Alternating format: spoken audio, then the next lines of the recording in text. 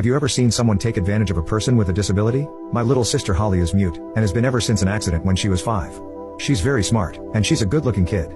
This brought some unwanted attention to her, including unwanted sexual partners. When I learned about it, I vandalized his house, jumped the kid, stole his money, and ratted him out to the school and his parents. At the time of these events, she was 16, and I was 21. My sister and I lived together in an apartment, because my mother is a roamer who isn't well suited to take care of a teenager. She has our twin kid siblings, but not my sister and I. My dad is distant from the family, so helping my sister through high school falls to me. I work at a car parts shipping company, so I get paid just enough to get by. Because of our relatively poor living situation and my sister's inability to speak, she gets bullied at school. Generally it isn't much of a problem, but in the few months leading up to these events she was having increased problems with it. At the time, Holly was 16, but she was a sophomore in high school due to failing a year in middle school. She refuses to take special ed courses now because they didn't help her at all. Because she's good looking, and is older than most of her class, she gets attention from juniors and seniors. It's mostly negative attention, but there was one guy, who I will refer to as Dio from now on. He's the villain of this story who treats her really nicely. He's a senior and at this time is 18. He repels bullies from her, because he's a tall, handsome, tough guy, and bullies don't want to mess with him. I don't interfere with them because my sister is visibly happy when she comes home from school and whenever she's around him. My big brother instinct didn't let them hang out alone together, but supervised them hanging out a few times. Anyway, she stops coming home happy. She isn't hanging out with him anymore either, and although I ask her multiple times, she won't tell me anything about it. I confront him about it, and he evades the topic. At this point I'm suspicious, but I don't know what to be suspicious of. I'm getting more and more worried about Holly, so I go to her counselor and assistant principal to ask about her activities at school. From what I learn, she still spends all her free time near Dio at school. I find this strange, since she doesn't seem happy anymore. This is where the illegal stuff starts. A few days later, I invite Holly and Dio on a dinner night to Olive Garden. While we're there I do two things that are completely illegal. 1, I steal his phone, and 2, I read his texts and emails. Anything I can to find out what's happened between them. I don't find what I'm looking for, but I do find out that he drinks and smokes weed with his friends on weekends. I took note of this. A few days later I find his phone in the laundry, and say it must have ended up in one of our coats by accident. I know for a fact he got it back, because he called me to thank me for having Holly return it. I still didn't have what I was looking for, so I went back to the school, and used his previous texts as grounds to check the school cameras for any suspicious activity. There wasn't anything suspicious by school standards. But there was something that caught my eye.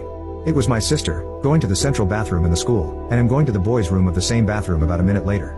The bathrooms are separated by a wall, but there's a janitorial closet that opens into both bathrooms and is completely in the blind zone of anyone walking into the bathrooms, let alone the cameras.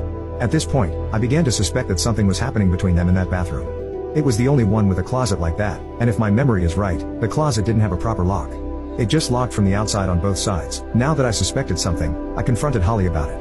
She broke down crying, and after 15 minutes of consoling, she shakily signed to me something that made my blood boil. Apparently, it was far worse than I expected. I had thought they were going in there and doing drugs or something, since Dio was the kind of guy who would pull that kind of thing. As it turns out, according to Holly, he brought her there one day, closed the doors, held her down, and raped her. He told her that he would know if she told anyone, and he would hurt her if she did. Because she physically could not scream for help, or make any kind of loud noise for that matter, he got away with it. And the worst part is, he was threatening her into meeting him there every couple of days and doing that to her. I was livid. My first instinct was to call the police, but I realized that there was no evidence except the testimony of a mute girl. I wouldn't be satisfied with police intervention anyway. The first thing I did was call Holly in for a week from school. I informed the school of a family emergency which can get them a week of excused absences easily. The next thing I did was find out where he lived. My first step was to break into his house. It turns out his parents go out a lot, and he leaves to smoke and drink with his friends. I knew from reading his text that there was a spare key on top of the porch light in the backyard. That Saturday, I scoped out the place, and waited for everyone to leave. I went into his house through the back door, and found his room. I smashed his computer, stole his wallet, and pissed on his bed. Then I poorly hid 2 small bags of weed in his house. Finally, to hide the fact that it was targeted, I tossed up the rest of the house but didn't take anything.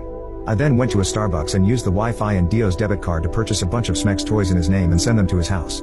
I then left his wallet sitting near a homeless man sleeping on a park bench. I wasn't done yet. I contacted his parents and told them I had seen their son drinking and smoking with a group of teenagers. They were furious, which leads me to believe that wasn't the first time something like that had happened.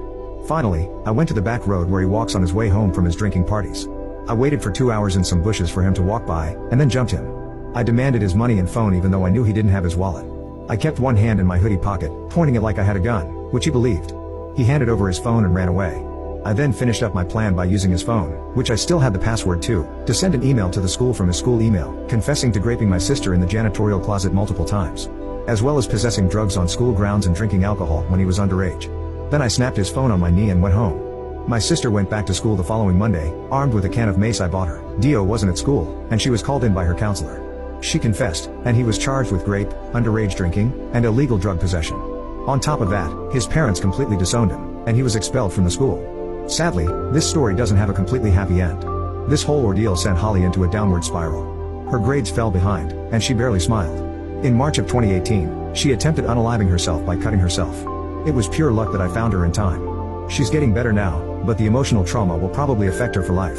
I pray to whatever cruel gods are out there that he gets a taste of his own medicine in prison.